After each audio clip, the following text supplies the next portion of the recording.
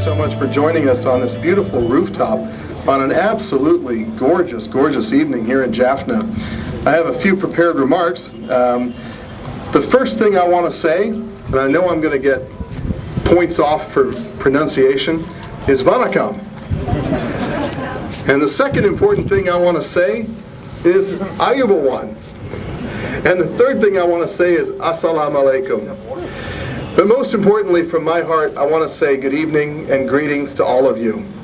I am extremely honored and grateful that my distinguished and learned friend, the Honorable Leader of the Opposition, Mr. Sambanthan, is here tonight, and that we also have so many members of the Northern Provincial Council here and members of Parliament from across the political spectrum, and all of you cherished guests who could join the women and men not only of the American Embassy in Colombo who are here today, but also the women and men of the United States Pacific Command who have come all the way from Honolulu, Hawaii, Las Vegas, Nevada, California, and so many other places to be here tonight for this reception. It is a delight to be looking out over this beautiful city of Jaffna, to see her churches, her temples, her beauty, the ocean that is very nearby, and to celebrate with you the enduring ties between the people of the United States and the people of Sri Lanka. And friends, it gives me particular pride and happiness to know that the relationship between the people of America and the people of Jaffna stretches back over 200 years to 1813 with the arrival of American missionaries who established durable institutions of learning. I have visited Jaffna several times and have heard the painful memories of how the people of the Northern Province suffered so greatly during the many years of war. While truth-telling, reconciliation, and accountability are essential, these will not bring back the lives lost and the lives destroyed. However, this island now has an opportunity to remember the past while focusing on the future.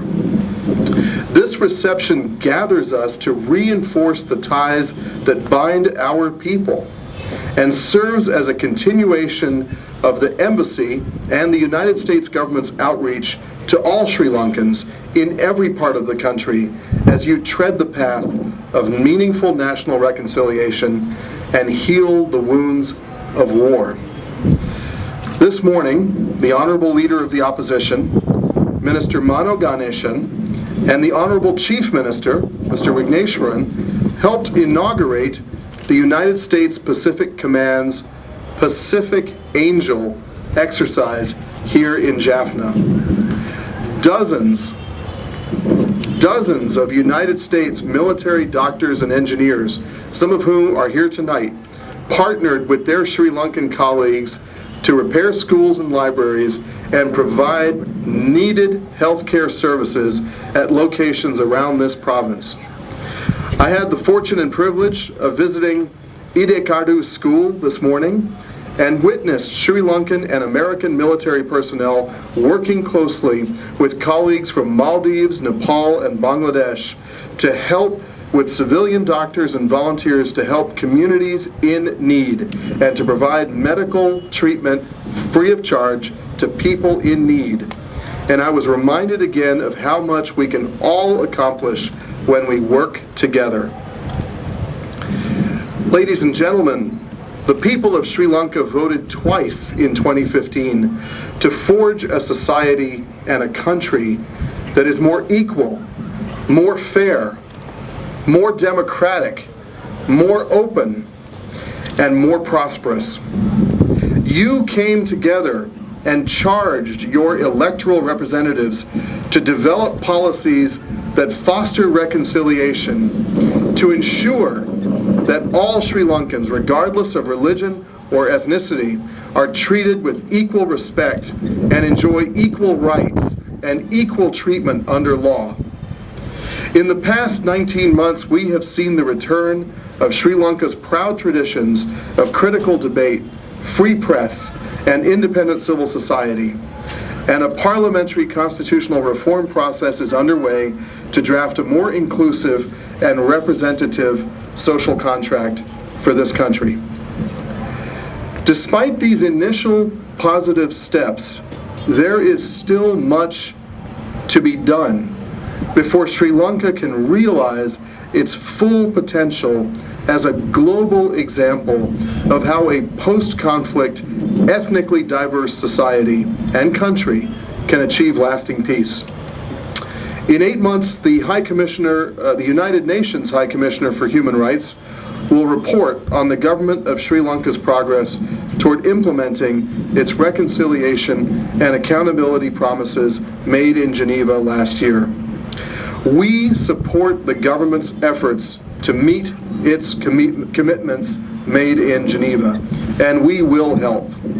This will be difficult, but it is necessary, and it is for the good of all Sri Lankans and for the happiness of all of her people. We have already seen the government take positive steps with the decision to issue certificates of absence to the families of the missing and to return more land to internally displaced persons. We applaud the establishment in law of an Office of Missing Persons to help families who still grieve and seek answers. We know the government has committed to establish truth and reconciliation and judicial mechanisms to investigate war crimes, to replace the Prevention of Terrorism Act, to charge or release the remaining security-related detainees, dismantle the culture of surveillance, end discrimination against minorities, return more land, boost an open and free society for journalists and civil society, and promote reconciliation and forge a reconciled, united, peaceful, prosperous Sri Lanka. If we want to close permanently the dark chapter of the war, the government of Sri Lanka cannot walk this path alone. All Sri Lankans can take advantage of this historic opportunity and make their voices heard by participating in the various consultative processes that are underway. For example, the zonal task force consultations that are taking place nationwide to solicit public input on the proposed reconciliation and accountability processes will benefit from hearing from all of you.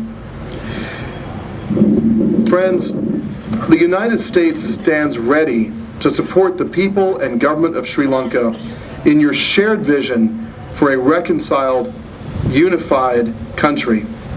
As Sri Lanka seizes on this golden moment of national reconciliation, as Sri Lanka seizes on this golden moment of national reconciliation, we will remain your friend and partner. The whole world applauds the vision of a strong, unified, democratic, and prosperous Sri Lanka. We want to join hands with you and your government to help rebuild the economy, advance good governance, and ensure equal rights, equal opportunity, and the full benefits of post-conflict development for all, regardless of ethnicity or religion or gender. Ladies and gentlemen, to conclude my remarks, permit me again to thank you sincerely for gracing this occasion with your kind presence.